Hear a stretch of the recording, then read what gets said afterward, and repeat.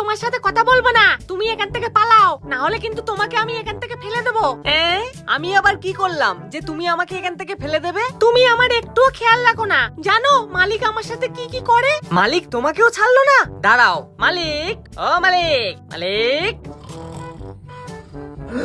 আরে কি হলোটা কি? তুমি আমার মালের সাথে কি করেছো? তোমার লজ্জা লাগে না? বাজে কথা বলছিস তো, কানের গোড়ায় এক চড় মারবো, একদম সুইচ অফ হয়ে যাবে। দুর্বলকে তুমি চেপে রাখছো মালিক। মালিক আমাকে জোর জবরদস্তি অ্যাপেলের সঙ্গে লাগিয়ে দেয়, আমার মন থাকে না তাও অ্যাপেলের সঙ্গে লাগিয়ে দেয়। শালা অ্যাপেলের বাচ্চাকে আজকে আমি ছাড়বো না, ওকে আজকে হ্যাং করিয়ে তারপরে আমি ছাড়বো। এ বাবু, অকাতের মধ্যে থেকে কথা বলো।